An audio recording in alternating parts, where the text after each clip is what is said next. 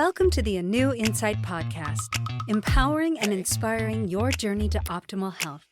Hosted by Dr. Supatra Tovar, clinical psychologist, registered dietitian, fitness expert, and author of Deprogram Diet Culture.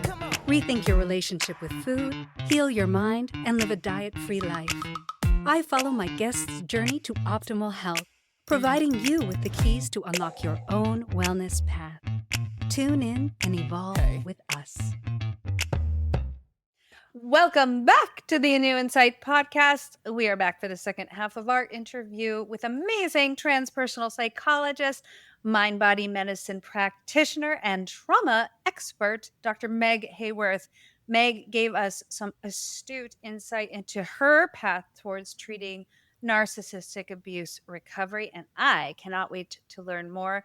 Dr. Meg, welcome back. Thank you so much. Excited to keep going. Yes, me too. Now, you have a saying, the body remembers what the mind forgets.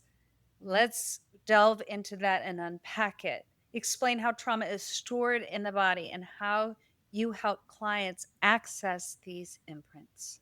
Yes. Oh boy. So when you go through traumatic experiences, whether it be a single traumatic experience or many, because that's what we're looking at with narcissistic abuse, parental, there is an emotional response. Now, in narcissistic abuse, they're literally using emotions to wear away at you. So they use shame, guilt, anger, rage, envy, jealousy. Those are the main 6 that they use. Fear tactics, all of those things is part of their manipulation. So they're throwing these emotions towards you, but then you have your response to the emotion. You have anger, fear, sadness, hurt, extreme hurt, betrayal, all these emotions. So you think about what's happening in your body. And the science tells us that every single emotion that you register, every single cell in your body is registering that emotion too. So if you have years and years of anger and rage being thrown at you, shame and guilt being thrown at you, and then your own response to it, you are literally like boiling in these emotions. Yes. And so you're living in this negative response and you may not even realize it because you might be the nicest person on earth and you might be trying so hard with affirmations and all these different things to try to feel better, but your external world and your internal world do not match. Be really acutely aware of that, but trying always just sort of walk on this tightrope. So these emotions are wearing away at your energy field. The way that we see it in energy medicine is that those emotions come into the field and then come into the body, and we store them all very differently. I know when I was first introduced to this in somatic therapies and psychosomatic therapy, which is really the core of my work, I was like, what? What do you mean? The muscle tissue is holding the memory? And yes, conclusively, yes, that it does hold the memory and we're holding it in our system. And then our system, which I think of the energy system as the nervous system, it's direct connect to the brain and the energy field and the central nervous system. And so those fight, flight, freeze responses that we get into when we have complex trauma, that is part of how you're stuck. And you feel it. And my clients will tell me all the time, I feel stuck and I can feel that stuckness in me. I feel it's in my stomach. And you know what? I'm getting stomach aches all the time now. So that tells you so much about where you're lodging the trauma. It could be in your elbow. It could be in your left temple. It could be in your knee. You could have aches and pains all over your body that have an emotional root cause that are being expressed by your body talking to you. But a lot of times we don't listen, or we're so disconnected from our bodies because we dissociate. It worked to help us get through the experience. And so you're just used to jumping out. I was jumped out all the time. I think most people that, and if you look at it from a child's eyes, there's just only so much that they can take before it just almost fractures the brain and really the nervous system as well. And so that's commonly why dissociation is a spectrum. You don't have to go into like different personalities or anything like that, although that can happen and does happen from extreme trauma. Yeah. Dissociating, just like spacing out, not remembering, not really being in the body, just like floating around in your head and not being connected and aware of the body. And it's just a protective mechanism to try to keep your body, yourself safe. Yeah. So how do you help release that? And is that through the whole person integration technique? Explain what that is in a little bit more detail Sure. and how you help people release this trauma from their bodies.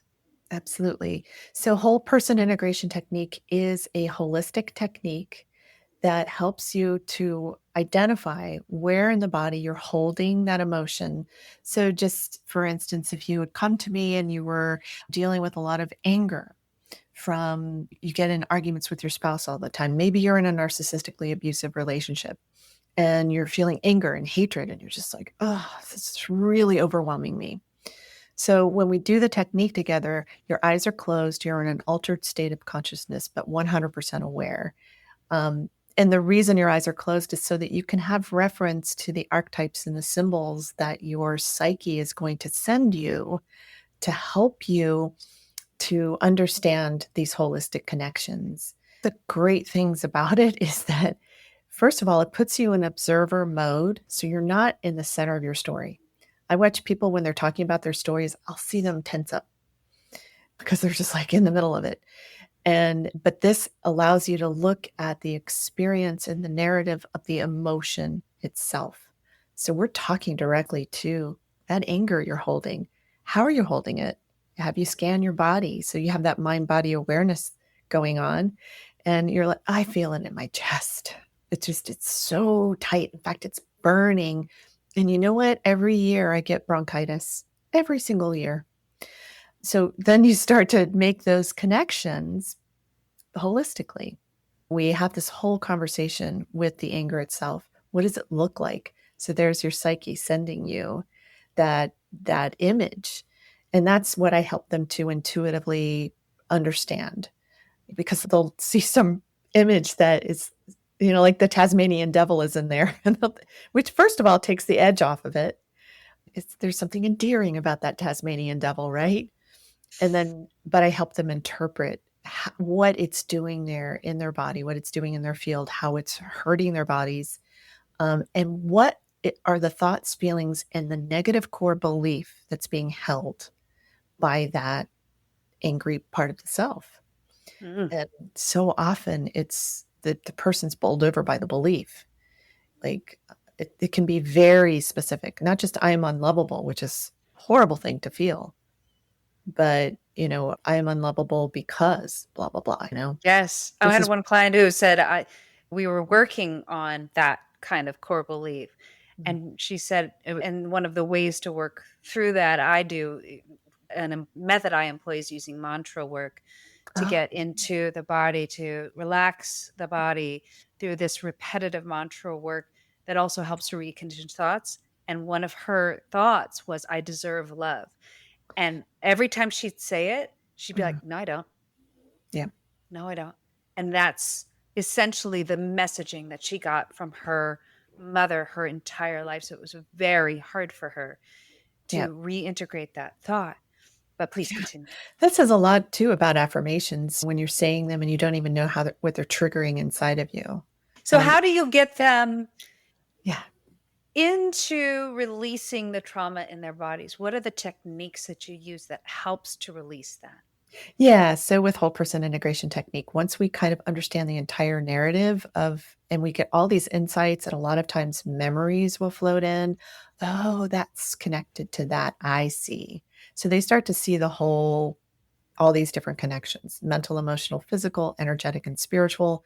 And so they get to a place where when I feel intuitively they're ready, I'll say, do you want to keep this in your heart? And they'll be like, oh my gosh, no. And this actually gives me a lot of information. because if they're telling me, no way, sometimes, well, I don't know. I don't know who I'll be on the other side of this. And then I'll remind them, this is a layer. This is not you releasing all of this for all time. We can only do so much. You're only built to handle so much each day, but you're never going to be given more than you can handle. So at any rate, we get them to that place, and then we do, the technique brings them into the part of themselves that's loving, the loving self. And the loving self is the part that really does the healing. So they're literally doing a self-loving act while they're releasing or forgiving, releasing and letting go of this toxic anger. Anger is a normal emotion, of course, but I'm talking about when it becomes toxic to the system, where it's blocking you, it's keeping you from moving forward in your business, in your life, in your relationship. So they get to that place where we help them release it, love it, release it, let it go. But not just that, replace it.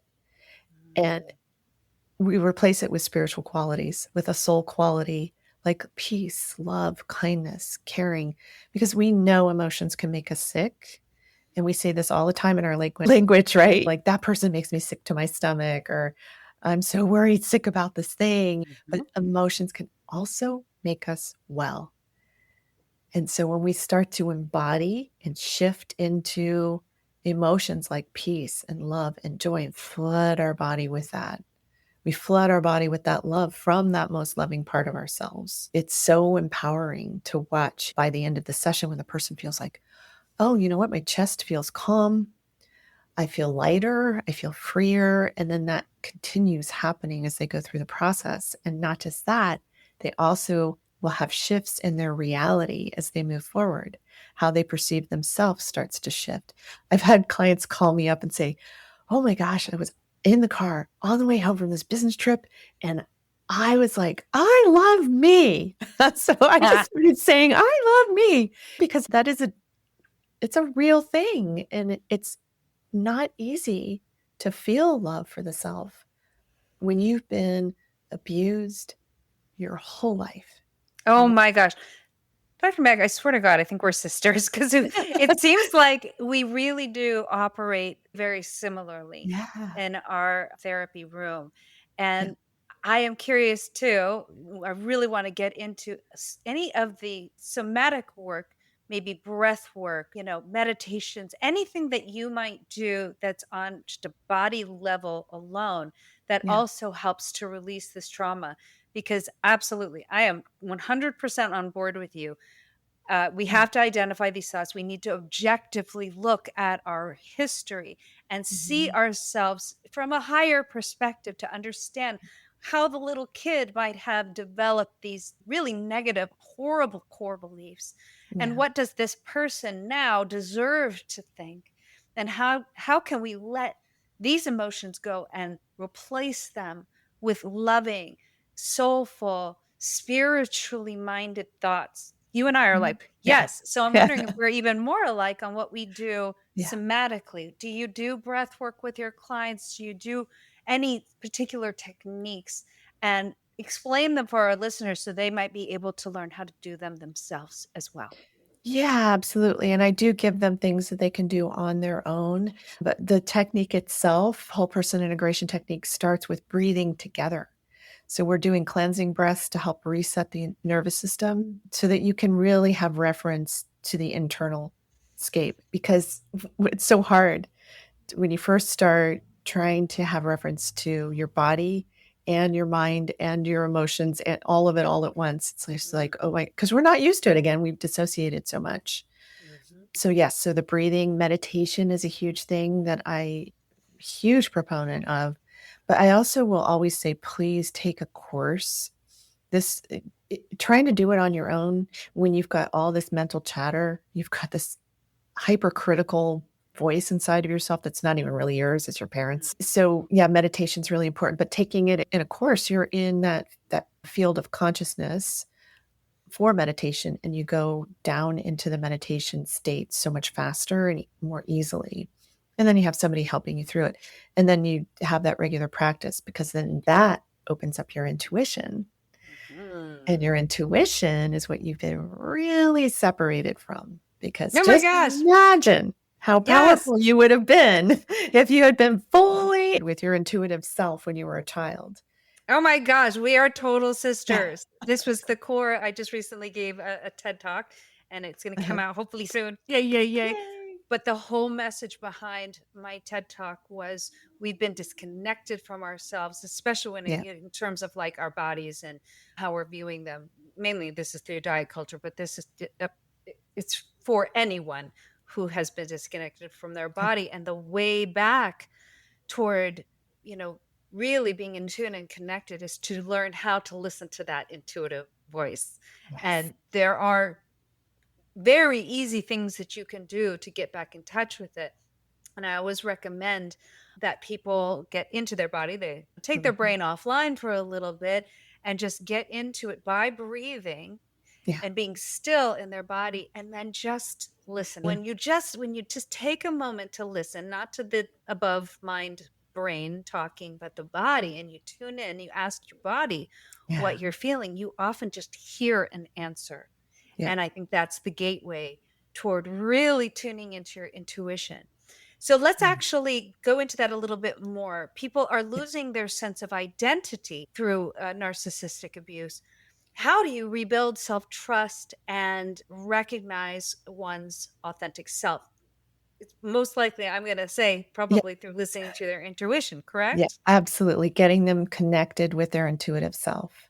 Yes. The process itself, whole person integration technique, helps them to get more grounded in their intuitive self, because it also gets them connected more with the psyche, with the soul that's sending them these, and then also with the spiritual qualities. And that's one of the first things that I do with my clients in my courses, everything, is I tell people to remember who you are.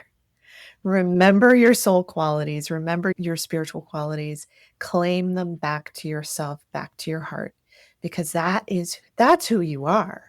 It's just you've been told, you've been conned. I always say adult children of narcissists are acons, and they've been conned into believing so many things about yourself that simply aren't true.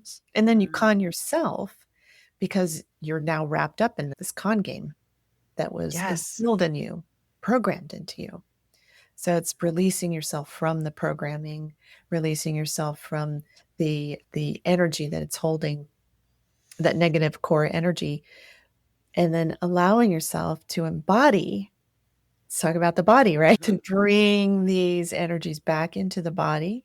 They've always been available to us, but everything about life, I mean, just even the culture, it's designed to separate us from those qualities or make us focus on what's wrong. Like, just turn on the news, right? Oh my gosh. Yes. You and I are like seriously cut of the same cloth. And I love that you bring spirituality into this, because I do as well. I think it is so important that that intuitive voice really is your highest spiritual voice coming through. Whether you believe in whatever else is out there or not, we all have this voice, and you've had it since you were a kid, and it often just gets suppressed or just ignored. And when we return to it, it's insane how intuitive and correct it is. So there's gotta be something to that, you guys. So let's talk a little bit more in spirituality.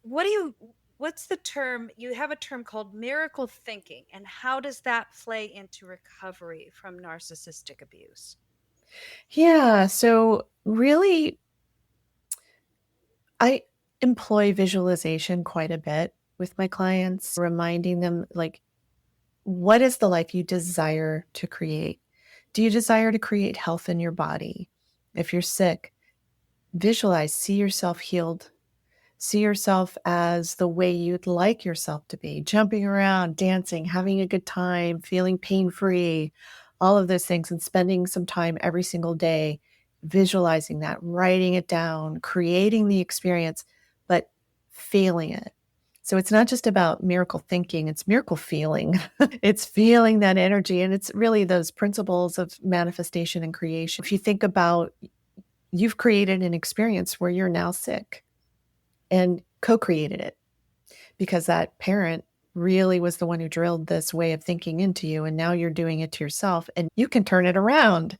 That's exciting, right? Well, you can change this. And so, and it may take some time and it may take a lot of work, but that's okay. Because when you get to that part where you feel like, I am healthy, I am dancing, I don't have fibromyalgia anymore, or chronic fatigue syndrome, or mixed connective tissue disease, or migraine headaches. Once in a great while, I get one, but it's always like immediately, I'm like, oh yeah. So these things are possible as you enter into that field of consciousness where you're just imagining and becoming what you imagine yourself to be. I Oh would my not gosh. be where I am today if I didn't do any of that. Me too. Oh my Yeah. goodness. We need to just have lunch every day together. I know. But you are absolutely right. I term it best case, worst case scenario because we always tend to go to the worst case. That's our Yeah, conditioning, that's our society. right. Why spend our time on that when we can spend it on the best case scenario and work systematically toward getting that? And if anyone is thinking, oh, these two ladies, I highly recommend everyone go read You Are the Placebo by Dr. Joe Dispenza, or Break the Habit of Being Yourself, also by Dr. Joe Dispenza, because he goes into the science behind why this actually works and gives you case studies and examples and helps you to reframe your thinking and then practice that thinking through meditations, through visualizations. And there is a whole reason why we call it the placebo effect, is because it the only reason why somebody might be getting better, say it's in a clinical trial, Mhm. and they're on the placebo, is because they think that they're getting the drug and thinking themselves well. Yeah. So this is exactly along the same line. Now, I Yeah. love that you integrate this into therapy. I think that's actually a pretty rare thing. Now, even more rare, and something that we also are in alignment, is you integrate nutrition into trauma Yes. healing. I do Yeah. too. Tell me about the connection between food, inflammation, and emotional resilience, and how you help your clients navigate their physical health by improving their nutrition. Absolutely. The first thing I do when I work with somebody one-on-one is I take an inventory of what do you eat every day? What's like the basic things that you eat? Because I want to look at the connection between what's happening with you emotionally and physically and what you're putting into your body, because your food is just like your thoughts determine your reality. They determine the reality of your body. And so it's very important to put in things that are nourishing to you. A lot of people will talk about like, everyone should be doing this, or everyone should be, you should all be vegan. You should all, and I'm just like, no, everybody's different when everybody has a different makeup and calling. But there are a lot of things that we do know about food and mood that a lot of people don't know or understand. And that has to do, I think, in the US, largely to do with the farming practices, the poisons that are used in our food, and how foods become now anxiogenics, create anxiety, they create depression, they create rage. If I get gluten, it has to be a fair amount. Like if I were to eat a brownie, for instance, I will have crying jags for 2 days. I will have extreme fatigue. My hair will start falling out. I'll even have like rage, which is so not me. It's just not how I am in the world. But that could be happening to you. Mm-hmm. So that food mood connection is very important to evaluate and to maybe do some experiments.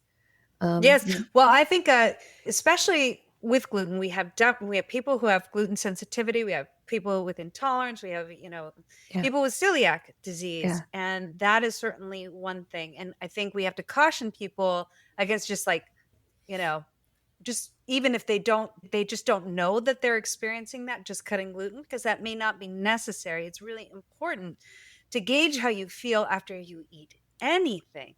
But you Yes. are absolutely 100% correct that we live in pretty toxic food environment when you look at Yeah. commercial food and agricultural practices. And that can be from anything from our, fruits and vegetables to the animal proteins that are out there. And so I think looking at Yeah. that environment is really important in terms of reducing the amount of toxins that you are Mhm. ingesting, because it certainly has a direct effect on your body. We can also look at ultra processed foods, which Yeah. I don't vilify any food, but certainly Mhm. you can feel certain effects in your body Yeah. after eating those compared to whole foods. And when we eat whole foods, we might feel completely different. So I Mhm. think you and I are very similar in that it's when you eat something, gauge how you feel afterwards. Would you say Exactly. that's correct? Yeah, I'll have people eat detailed food journals. Woke up at 8 a.m., had my first cup of coffee, had a stomach ache by 9 a.m. And so you're looking at the mind body connection with food. Your Mhm. body's giving you that feedback, but you just didn't really notice, like, oh, you know what? I get a stomach ache after coffee. It may not be the case for the rest of your life, but you may want to take it out and try different things and just experiment because your body's a laboratory, right? Mhm. And so if you look at it that way, your laboratory is going to be really different than mine. Mhm. So, and it will change over time, you know, things, Absolutely. things. I just love that it's not cookie cutter, because everybody's body is different. And if we were to just put out just blanket advice, that doesn't help. But what really helps, and this is what I do in my practice as well, is be mindful, Yeah. pay attention before, during, and after you eat, and let your body decide for you what's Mhm. best for you, because you'll see it in your digestion, you'll see it in your skin, hair, nails, you'll see it in your mood, you'll see it in your energy levels. Let your body guide you. I love this. Dr. Meg, Yeah. I get to go on forever with you. We're I out of know. time, which is amazing. Please It tell people how they can join your summit, how they can work with you directly. What's the best way to reach with you, and give all the 411? Yeah, absolutely. So go to my website at meghaworth.com. It's MEGHAWORTH.com. And I'm sure you'll have all the links there available. And there's a whole tab on narcissistic abuse recovery where you can go and look at my YouTube channel where I've got hundreds of videos to help people heal. There's also the summits and online courses. So every year I do the Toxic Parent Recovery Summit. Mm. And it's really empowering because it's a holistic approach. So I have all different types of doctors and healers and energy medicine practitioners talking about the ways that they help heal people from their traumatic experiences.